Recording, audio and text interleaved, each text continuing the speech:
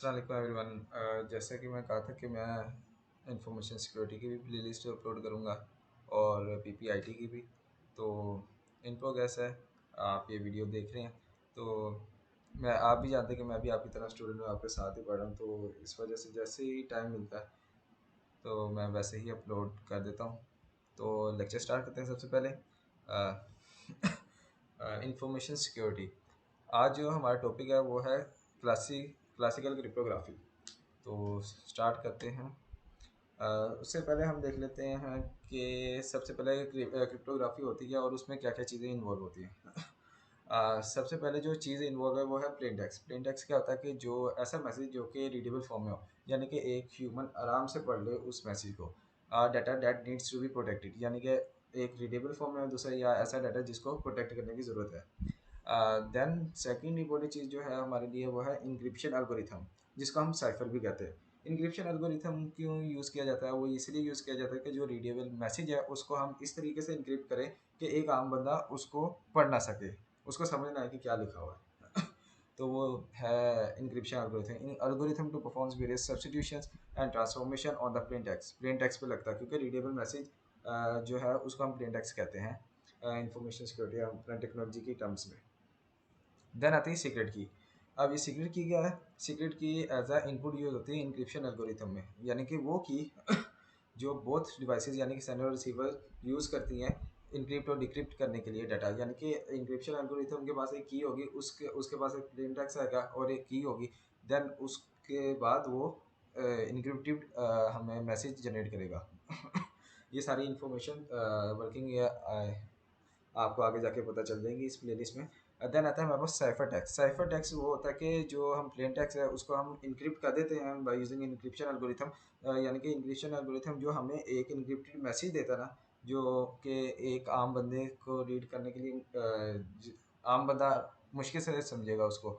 बहुत ही मुश्किल है कि उसको कोई इंटरप्रेट कर ले, यानी कि इम्पॉसिबल है। तो उसको हम साइफर टेक्स्ट कहते हैं। In other words scrambled message produce as output, यानी कि प्लेन टेक्स्ट को जब हम प्लेन टेक्स्ट इनक्रिप्टेड फॉर्म में चला जाता है ना, उसको हम साइफर टेक्स्ट कहते हैं। तो क्रिप्टोग्राफी इम्पोर्टेंट क्यों है, या वाई हम क्रिप्टोग्राफी क्यों यूज़ करते हैं? To achieve important properties of information security like confidentiality, integrity, authenticity, authorization and non repudiation. तो अगर हम बात करें कि नॉन रेपुडिएशन होती क्या है, वो ये होती है अकाउंटेबिलिटी। अकाउंटेबिलिटी से क्या मुराद है कि एक पर्सन अपने जो एक्ट है उसका रिस्पॉन्सिबल हो। मतलब कि अगर मैंने कोई काम किया तो मैं उसकी रिस्पॉन्सिबिलिटी लूँ, यानी कि किसी दूसरे पे ना डालूँ। ये आता है नॉन रेपुडिएशन में। तो आगे चलते हैं।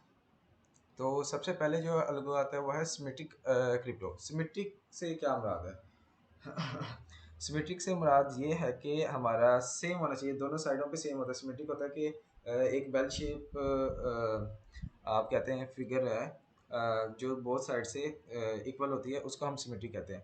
तो कन्वेंशन क्रिप्टोग्राफी है ये, sender and receiver must both now the secret की, यानी कि इसमें सेंडर रिसीवर दोनों को की पता होगी, क्योंकि सेंडर जब इनक्रिप्ट करके मैसेज भेजेगा रिसीवर को, तो रिसीवर को भी पता होना चाहिए कि किस की के रिलेटेड उसने इनक्रिप्ट किया, ताकि वो डिक्रिप्ट कर सके उस मैसेज को। uses techniques like confusion and diffusion to encrypt and decrypt the data। और ये नीचे आपको फिगर भी शो हो रही है जिसमें ओरिजिनल टेक्स्ट है जिसको हमने सीक्रेट की यूज़ किया है। सेंडर ने उसको स्क्रैम्बल्ड डाटा में कन्वर्ट किया, देन वो स्क्रैम्बल्ड डाटा जो है वो डिक्रिप्ट होकर ओरिजिनल टेक्स्ट में हुआ। और दोनों तरफ देखेंगे तो आपके पास ये जो सीक्रेट की है ना, ये दोनों तरफ सेम होनी चाहिए, वरना मसला हो जाना। सिमेट्रिक क्रिप्टो ये चीज़ है। और सिमेट्रिक क्रिप्टो किस तरीके से अचीव कर सकते हैं? तो हमारे पास there are two primary operations होते हैं। एक सब्स्टिट्यूशन होता है, परम्यूटेशन होता है। सब्स्टिट्यूशन क्या होता है? सब्स्टिट्यूशन होता है कि हम रिप्लेस करें करेक्टर्स या बिट्स को। लाइक यानी कि अगर डी है, डी की जगह हम ए लिख दें, यानी कि 26 अल्फ़ाबेट्स है ना, 27 करेक्टर्स होते हैं, 0 से 26 हम लेबल करते हैं। ये आगे जाके मैं इसलिए बता रहा हूँ कि ये आगे जाके चीज़ें यूज़ होनी है। तो इसमें क्या है कि हमने सिंपली रिप्लेस कर देना करेक्टर को। लाइक डी है, आपको ये सामने नज़र भी आ रहा है। डी इसने क्या किया कि प्लेन टेक्स्ट से उसको दे दिया अटैक एट डॉन। तो अटैक जो है ना, इसने क्या किया कि ए को उसने रिप्लेस कर दिया डी के साथ, टी को डब्ल्यू के साथ, और उसने किसी ना किसी की के अकॉर्डिंग किया होगा। उसने क्या किया कि ए के अंदर +3 लेटर्स कर दिए, यानी कि A+3, यानी कि एक अगर हम ज़ीरो प्रेजेंट करते हैं ना, मैंने आपको कहा था कि हमने लेबलिंग करनी नहीं है 0 से 26, तो A ज़ीरो है, उसके अंदर यानी कि की 3 है, तो 3 का मतलब ये है कि 0+3 करें और मोड 26 ले लेंगे। मोड 26 इसलिए लेते हैं कि ताकि वो उसी के राउंड करता रहे। ये मैंने इन्फॉर्मेशन आपको पहले ही बता दी है, लेकिन ये आगे प्लेलिस्ट में यूज़ होनी है, तो ये मैं शुरू में आपको टच दे दिया कि किस तरीके से हमने आगे क्वेश्चन सोल्व करने। तो ये यहाँ पे हमने क्या करना है कि सिंपल हमने रिप्लेस कर दिए करेक्टर्स या बिट्स को, और परमुटेशन क्या होती है, यानी कि कॉम्बिनेशंस हमने यूज़ करने होते हैं। Change the order of characters, हम करेक्टर्स के ऑर्डर चेंज कर देते हैं, उनका मतलब कि कॉम्बिनेशंस बना लेते हैं। तो आगे चलते हैं। नेक्स्ट इसके कुछ प्रोज एंड कॉन्स है, वो डिस्कस कर लेते हैं। कि प्रोज है वेरी फास्ट टू कंप्यूट है, hardware acceleration available in many cases. और कॉन्स इसके हैं no mechanism of sharing the key secretly, यानी कि कोई ऐसा मैकेनिज्म नहीं है कि आप की को सीक्रेटली शेयर कर दो, क्योंकि सिमेट्रिक में हमारे पास क्या था कि दोनों तरफ की सेम होना लाजमी है। तो इसके लिए कोई मैकेनिज्म भी होना चाहिए कि भाई कि ऐसे भी तो हो सकता है कि रास्ते में, यानी कि ये की सेंडर ने ओरिजिनल रिसीवर की तरफ भेजी है, तो रास्ते में कोई थर्ड पार्टी उसको हैक कर लिया, तो वो तो की लीक होगी, इससे तो आपका जो कॉन्फिडेंशियल जो मैसेज था, जो कि बहुत इंपॉर्टेंट मैसेज था जिसको आप इनक्रिप्ट करके भेज रहे थे, वो तो आपका कोई थर्ड पार्टी आराम से इजीली आपका हैक कर लेगी, उसको इनक्रिप्ट कर लेगी और देख लेगी कि भई आप कहना क्या चाह रहे थे अगले को। तो दूसरा पॉइंट है managing separate keys for each pairs of users, otherwise impersonation is possible. Like यानी कि अगर हम मुख्तलिफ यूजर्स के लिए सेपरेट की मैनेज करें, तो ये हमारे लिए थोड़ा सा मुख्तलिफ भी हो सकता है, और ये है कि मुश्किल भी है। लाइक अगर फ़र्ज़ करेंगे आप डिफरेंट पेयर्स में आपने किए की सेपरेट किया, और फ़र्ज़ करेंगे दो पेयर ऐसे हैं जिनके पास सेम की आ गई, तो तब भी मसला है। अब उसकी एग्जांपल मैंने नीचे शो किया।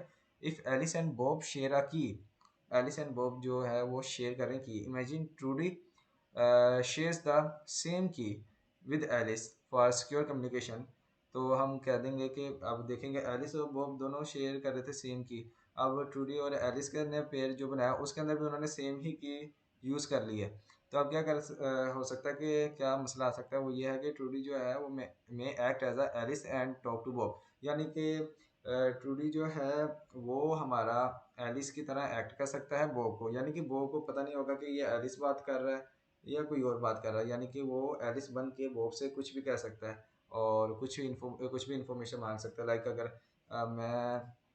मैं हूँ इन सिंपल वर्ड, आपको समझ आ गया होगा, जनरल एग्जांपल देने की ज़रूरत नहीं है। लाइक अगर मैं और मेरे दोस्त ने फ्रेंड वन ने की शेयर किया, और मैंने और फ्रेंड टू के साथ भी सेम की शेयर हो गई हमारी, तो मेरा फ्रेंड वन को तो नहीं ना पता कि फ्रेंड टू के साथ भी की शेयर सेम है।